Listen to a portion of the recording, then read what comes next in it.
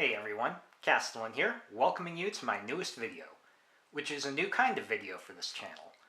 Up until this point, most of my videos have been LEGO Streetscape Tours, which are basically glorified mock showcases, where I take a modular mock that I put together, flank it with some other modular mocks, and show it off. I use that format for two reasons. First, to show off the mock in a hopefully unique way, and second, because back then I lived in a tiny little apartment and did not have room to set up a full LEGO city. But now I've moved out of that apartment, and for the first time in a long time, do have room to set up a full LEGO city. And thus we have this video. Welcome to my LEGO City Tour, update number 1.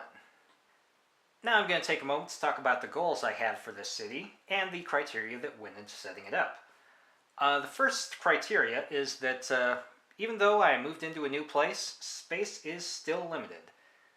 So limited, in fact, that my LEGO room doubles as my guest room, and this city may have to be taken down if I have company. Fortunately, being a modular city, it should be fairly easy to do that. I can just take apart the road plates, put them in a box, and take all the modulars and put them on a shelf on the other side of the room. Naturally, having a city that may have to be torn down at a moment's notice kinda limits what I'm willing to put into that city. Basically, I'm not going to put anything into the city that's hard to put back together after it's taken down the first time.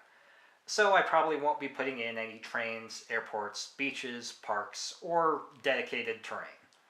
For the most part, I'm okay with this. As I may have said earlier in the video, my goal for the city is to do a downtown urban core. So lots of multi-story buildings that are right up next to each other, basically modulars. May do something fun on the city streets, but for the most part, that's all I'm wanting to do right now. And since I mentioned the road plates, let's take a moment to talk about the roads in this city. As should be readily apparent, these are all the old, late 80s, early 90s, light gray road plates. All of these I collected as a child. When I was thinking of putting this together, I had grand visions in my head about doing the entire city with these nice retro road plates. However, that dream kinda died when I actually dove back into my collection to see what I had.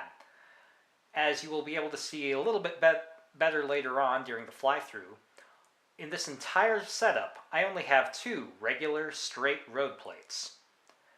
Any other straight plate is actually a racetrack course, some sort of divided plate that was used for gas stations, or the triple divided plate that was used for police stations and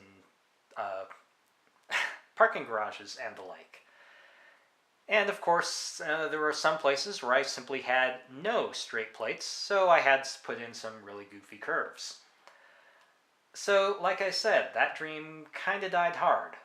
But until I decide to spring for $200 worth of new modern road plates, this'll have to suffice. And now we're going off the tripod for the actual city tour portion of this city tour video, starting in the center of this town with the park. Now, I know I said in my goals that I didn't want a park in my city, but that's long term. In the meantime, I have more space than I currently have buildings for, so I will take up some of that space with a park. But I probably will I will not be buying any sets specifically for the park, unless I'm buying it for the minifigures or whatever else. Moving on, we've got the Avengers Tower built on one of the old corner plates, with a custom wasp, if you can see there, and also a bit of a Punisher. Next to that, we have the Brick Bank, flanked by the Pet Shop, the Temp Agency, and the Corner Apartments.